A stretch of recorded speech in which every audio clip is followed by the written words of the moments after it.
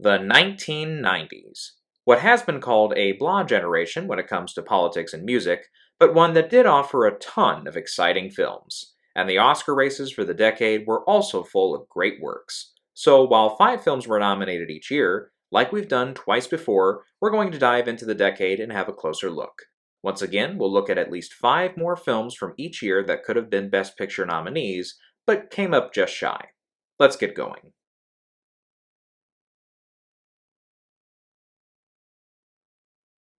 The Year Dances with Wolves brought a lot of Oscar glory to Kevin Costner's epic. Not only was it the most nominated film with 12 nods, but it took home 7 prizes, including Adapted Screenplay, Best Director, and Best Picture. The Godfather Part 3, Awakenings, Goodfellas, and Ghost were also nominated this year. Once again, we had 2 directors whose films fell short of Best Picture, and both are ones that I'll include in my list today. First off, there was The Grifters, a film that earned 4 Oscar nominations, all of them above the line, yet it couldn't break into Best Picture. Then there's Reversal of Fortune, which had 3 nominations, and again, all of them were screenplay on up.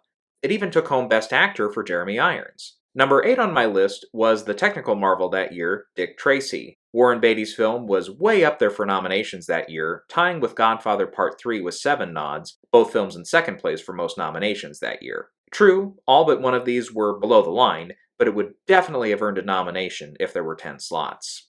At number 9, I'm going to go with Barry Levinson's Avalon, a 4-time nominee, including Best Original Screenplay and 3 tech categories, and coming from a previous Oscar winner, would have sealed the deal.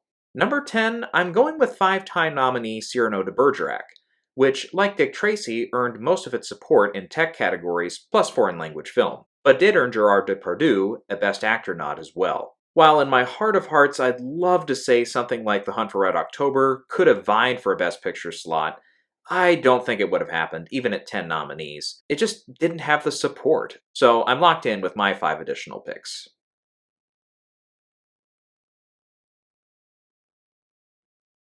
Another year more solidly known for the winning film, 1991 brought us our first horror movie to win.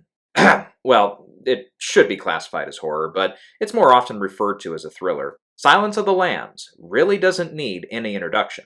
While it did not lead nominations, that honor went to Bugsy with 10 nods, Lambs was up for 7 awards and took home 5, including Best Adapted Screenplay, Best Actor, Best Actress, Best Director, and Best Picture. Yep, it follows One Flew Over the Cuckoo's Nest, and it happened one night with those wins. JFK was also ahead of Lambs with a number of nominations, it had 8, and The Prince of Tides was also up for 7 awards. Infamously, one of those was not Best Director for Barbra Streisand. Our first animated film to be nominated for Best Picture, Beauty and the Beast, was our final nominee this year. Like in 1990, we had 2 directing nominees left off the Best Picture lineup. Boys in the Hood failed to land in several key categories. Its 2 nominations for John Singleton in Screenplay and Directing were its only support at the time. Keep in mind, Singleton became the youngest Best Director nominee and the first African American nominee in that category. We also had Ridley Scott nominated for Thelma and Louise, a film more popular with the Academy, earning 6 nominations, including a couple of nominations in Best Actress and a win in Original Screenplay. Both would have landed that coveted Best Picture nod, too. At number 8, I'm going to say the action film breaks in this time, and it's James Cameron. We'll hear more about him later. This year, of course, he has Terminator 2 Judgment Day. Its 6 nominations, all in tech categories, was still an impressive score. Funny though, some would argue it could have played for more support, like Linda Hamilton in Best Supporting Actress. For number 9, I will go with the winner in that category's film, The Fisher King. Mercedes Ruehl was the sole winner for the 5-time nominated film, another 2 of its nominations coming above the line for its screenplay and Robin Williams' lead performance. Then for number 10, wow, there's a couple of films that could have landed it. Cape Fear, Fried Green Tomatoes, and Rambling Rose only earned 2 nominations each. All of them had both of those nominations above the line, too. I was originally going to say that the 10th film would be Hook, of course from Steven Spielberg, and earning 5 nominations in tech categories. But that film sucks balls, hashtag sorry not sorry, so I am going to have to pick one of these other 3. And for myself, I'll say Fried Green Tomatoes, a screenplay nominee and also earning Jessica Tandy, a previous Oscar winner, her final nomination. I think it would have had just enough support that it could have broken in. But this was a close call.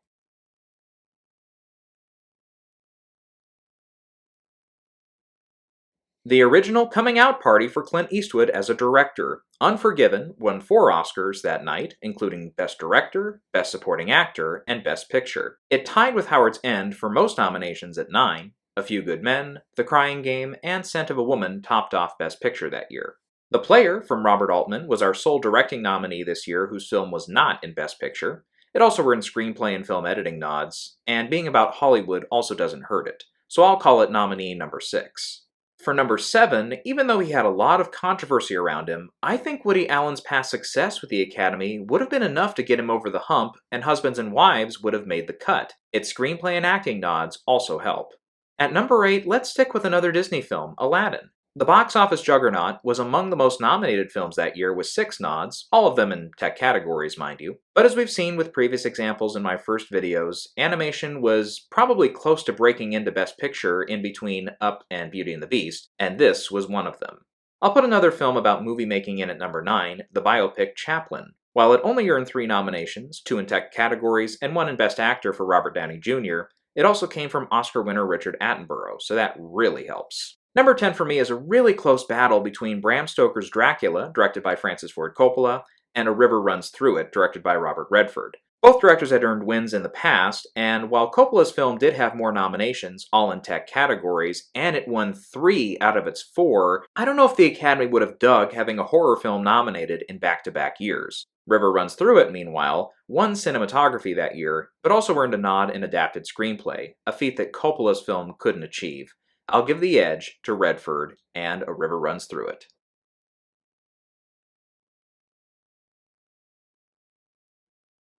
The time had finally come for Steven Spielberg.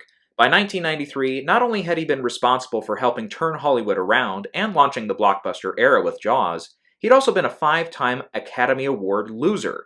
That's right, E.T., The Color Purple, Raiders of the Lost Ark, and Close Encounters had all earned him at least 1 loss. And don't forget, as we pointed out last time, he didn't even make the cut for Jaws in the directing category, and a film which arguably shouldn't have even been in the running did. And of course, well, we'll get to The Color Purple later. But with a heavier subject matter again in Schindler's List, and one so close to his heritage, there was no denying him this time around. Also, he had another film out that year, and it only happened to be one of the biggest moneymakers of all time. You might have heard about it. The name of it's escaping me at the moment, but hey, it'll come to me. But yeah, Schindler's List not only led the pack with 12 nominations, it won 7 Oscars, including Best Adapted Screenplay, Best Director, and Best Picture in the top categories alone.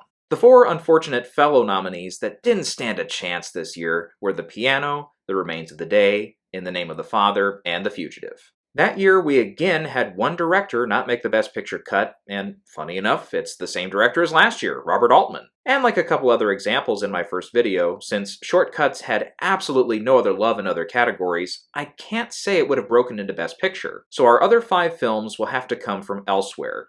One more fun fact to throw in. This is the only case in Oscar history where 2 actresses were nominated in the same 2 acting categories in the same year. Both Emma Thompson and Holly Hunter squared off twice, with Hunter winning Best Actress for The Piano.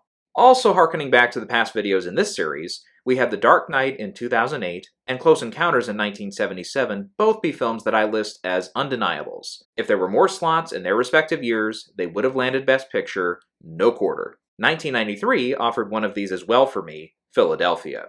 Jonathan Demme strikes again this year with a film that takes an acting prize, but Philadelphia also earned 4 more nods, one of which was in Best Original Screenplay. It's my number 6. For number 7, let's go with Martin Scorsese's The Age of Innocence. It also earned 5 nominations, including 2 above-the-line nominations. For number 8, Clint Eastwood is back, baby, but this time he's only starring. It's In the Line of Fire, a film that earned 3 nominations, including Best Supporting Actor, Best Original Screenplay, and Best Film Editing. Hard to deny that that one would have been left out. At number 9, What's Love Got to Do with It? It only earned a pair of acting nominations, but I think it probably would have broken in. Then at number 10, yeah, let's go with a blockbuster. And yes, it is Steven Spielberg's other effort that year, Jurassic Park. But it only managed a meager 3 nominations. True, it did win all 3 of those categories, but it would have been fun to see it also vie for Best Picture.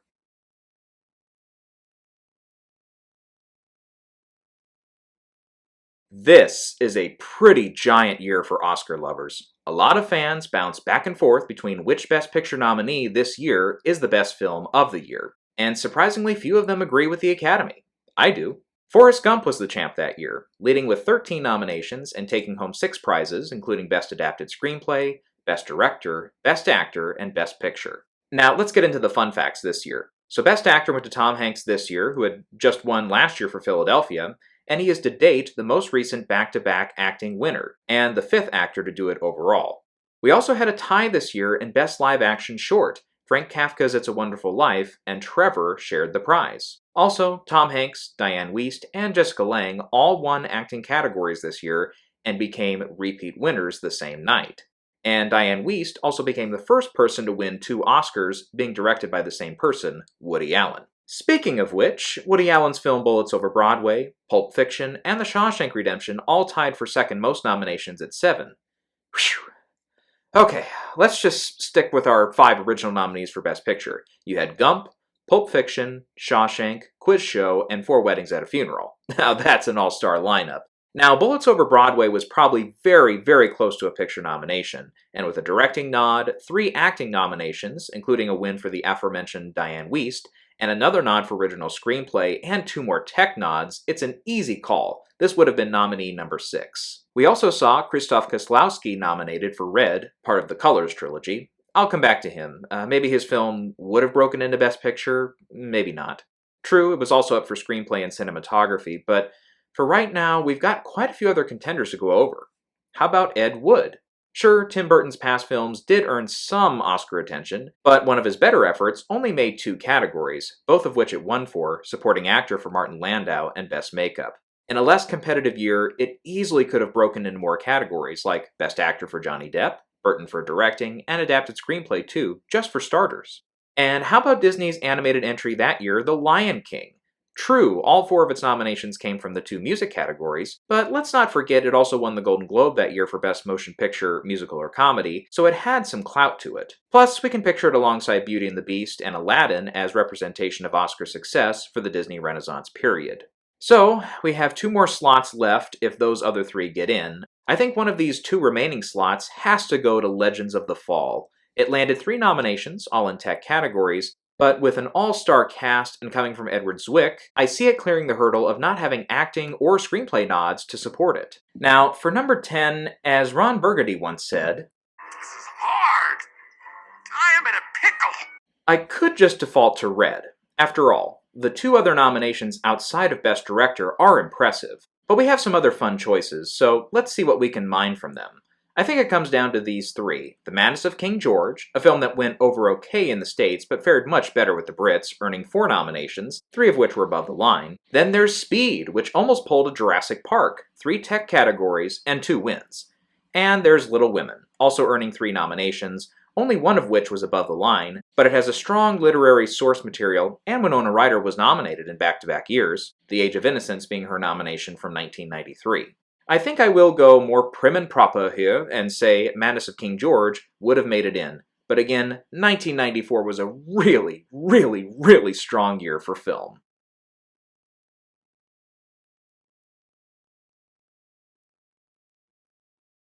So, as we've seen, there's a small trend here with this decade. With one exception, every film that's led nominations, or at least tied, ended up winning Best Picture. If that's your thing, then get ready, because there's a lot more where that came from, and 1995 is just another example. Braveheart led the nominations with 10 nods, and won half of them, including Best Director and Best Picture. That being said, it was a weird year for Oscar. The Academy and Hollywood in general had survived a barrage from politicians on both sides of the aisle that year about recent films being too violent, or supporting the idea of violence, i.e. Natural-Born Killers or Pulp Fiction. So its lineup for Best Picture included films like Babe and Il Postino, films that otherwise would maybe have been considered for Best Picture, but other years would have failed to be nominated. Apollo 13 and Sense and Sensibility also landed Best Picture nods, though it should be noted that Apollo 13 shockingly was left off the Best Director list. Instead that year, the Academy chose Tim Robbins for Dead Man Walking and Mike Figgis for Leaving Las Vegas in the directing category as nominees. Both films would go on to win at least one acting award, and funny enough, this was the first time since 1969 where all four acting winners came from non-Best Picture nominees, a feat that has never occurred since, and with a solid 10 films now, probably never will again. But for me, both these films easily would have made it in. Both scored a total of 4 nominations each, and outside of their acting support, Dead Man Walking was up for a song from Bruce Springsteen, and Leaving Las Vegas made it into the adapted screenplay category. The remaining 3 nominees for me are actually easy picks, and behind these 3 films, I can't really list any that stood a solid chance. They are Nixon, the latest film from Oscar darling Oliver Stone, which also landed 4 nominations, including a couple of acting nods and an original screenplay nod. The Usual Suspects, which picked up its 2 categories, Best Original Screenplay and Best Supporting Actor. And finally, another animated film that would have made the cut, Toy Story. It did earn a Special Achievement win for being the first 3D animated feature film, but also landed a spot in screenplay and a couple of music categories too.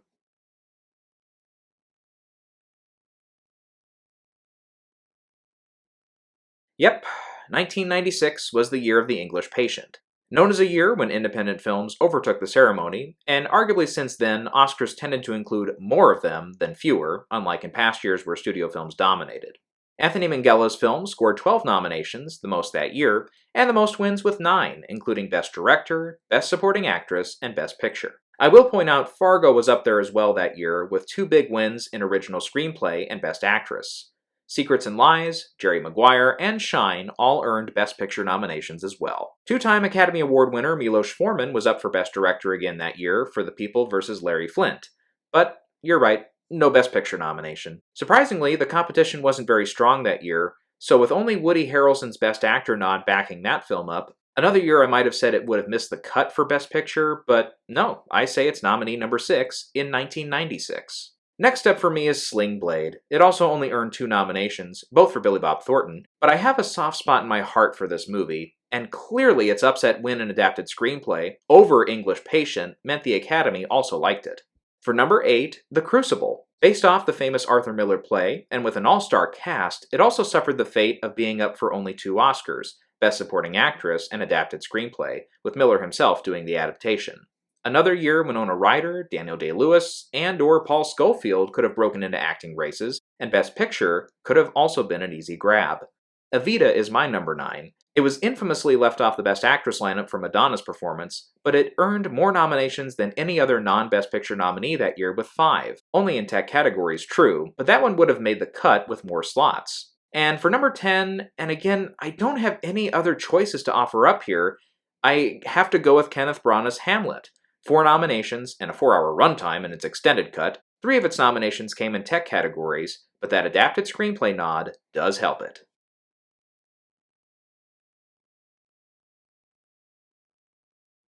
The Oscars fell hard this year for James Cameron's Titanic. Guess what? So did the rest of the world. Before it became very popular to hate on the movie, it first stole all the box office records, then went on to tie All About Eve to become the most nominated film in Oscar history at the time, a feat that La La Land would repeat 19 years later. And yes, it did tie Ben-Hur for most wins at 11. And yes, The Lord of the Rings, The Return of the King would match that later and arguably best it since, unlike Titanic and Ben-Hur, it didn't lose any category it was nominated for. Even though it was a huge night for Titanic, there were a few other Best Picture nominees that found multiple wins. As Good as It Gets swept the 2 lead acting races, and both Good Will Hunting and LA Confidential, rightfully so, took a screenplay and an acting prize each. So The Full Monty became the only Best Picture nominee that year, not to win an above-the-line category, but it did take the short-lived Best Original Musical or Comedy Score category. We did have Adam Egoyan break into the directing lineup this year for The Sweet Hereafter, but I'll pause on that for the moment. Like in 1994, we have some other choices to put ahead of it. So for my 6th nominee this year, I'll go with Amistad. Yes, once again Steven Spielberg strikes, this time with a 4-time nominated film that did earn Anthony Hopkins a Best Supporting Actor nod, but otherwise played in the tech categories only. With his name attached, yes, I say it's in. For number 7, it's Boogie Nights. 2 acting nods and original screenplay, yes. Number 8, Wag the Dog. It did only score nominations for Dustin Hoffman in Best Actor, one of the Best Actor category lineups ever, by the way, and adapted screenplay. But again, look at who directed the film, Barry Levinson. and having somewhat to do with movie making also helps its cause. For number 9, let's stick with another director the Academy likes, Martin Scorsese, who had Kundun. It landed 4 nominations, and while it's not one of his more remembered films, I'll say that the Academy would have given it the edge. For number 10, I could go with Mrs. Brown, or with The Wings of the Dove.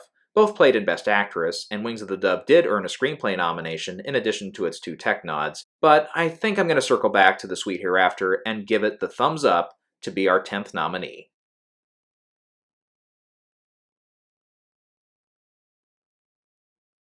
Yep, Oscar fans, get your popcorn ready. It's 1998. Another year that lives in infamy, the year Shakespeare in Love took out Saving Private Ryan to win Best Picture. Yeesh, I know. But again, one of Spielberg's more serious efforts, like Empire of the Sun, not to mention a few of his later films, were also passed up by the Academy. So maybe in retrospect, this shouldn't be as big of a surprise. Also, don't forget, Schindler's List led the nominations that year, and while Saving Private Ryan did earn 11 nominations, that wasn't enough. Shakespeare in Love not only led with 13 nods, it won 7 Oscars over Ryan's 5. Shakespeare won for its original screenplay, supporting actress, lead actress, and of course Best Picture. While Saving Private Ryan did win Spielberg his 3rd competitive Oscar, it was the only major category the film won above the line. The film still did well in the tech categories, with Best Sound Effects Editing, Best Sound, Best Cinematography, and Film Editing all being wins. The 3 other films caught up in the Best Picture race this year were Life is Beautiful, The Thin Red Line, and Elizabeth. Peter Weir was our odd man out this year with a nod for directing The Truman Show, but no Best Picture to add to it. Jim Carrey also failed to be nominated for Best Actor this year, but the screenplay and Ed Harris's supporting role were recognized. I say this would have been nominee number 6 this year. Nominee number 7 for me is a no-brainer, Gods and Monsters. It won Best Adapted Screenplay and had 2 other acting nominations to go with it. Number 8 for me is a very personal pick and a potential hot take. A film I say should have won Best Picture this year, above both Saving Private Ryan and Shakespeare in Love, Gary Ross's Pleasantville.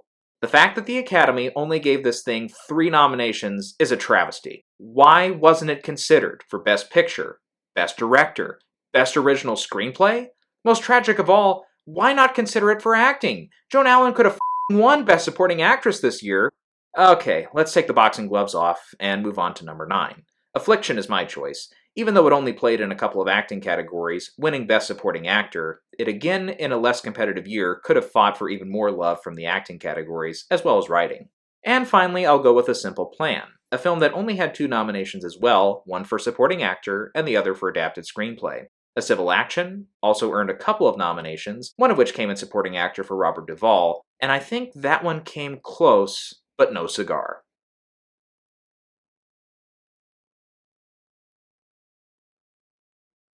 Our final year saw one more film lead nominations and take home the most Oscars, American Beauty. This is another favorite of mine, and I'm glad to see it take 5 of its 8 nominations. Historically speaking, there is an argument that it could have swept that year, but oh well, Best Original Screenplay, Best Director, Best Actor, and Best Picture are solid wins for the film. The Green Mile, The Insider, The Cider House Rules, and The Sixth Sense were also up for Best Picture. 1999 was another strong year for film, so we should have no problem filling out this list with another 5 nominees. Spike Jonze was recognized as one of the 5 best directors that year, but being John Malkovich was left off the Best Picture list. Since its 2 other nominations were in acting and screenplay, it's not hard to argue it would have been nominee number 6. Boys Don't Cry, our winner for Best Actress that year, would be nominee number 7. It only played in the acting categories, but I think it was one that was close that year. Number 8 is another Paul Thomas Anderson film, and one I do go back and forth on, but I think enough Academy voters would have liked it enough to vote it in, Magnolia. Tom Cruise's supporting turn and the screenplay were among its 3 nominations that year, and Best Picture could have been nomination number 4. In the 9th slot that year, Anthony Minghella strikes again with his remake of The Talented Mr. Ripley. The most nominated non-Best Picture nominee that year with 5 nods, including supporting actor and adapted screenplay, it also, I think, was in contention.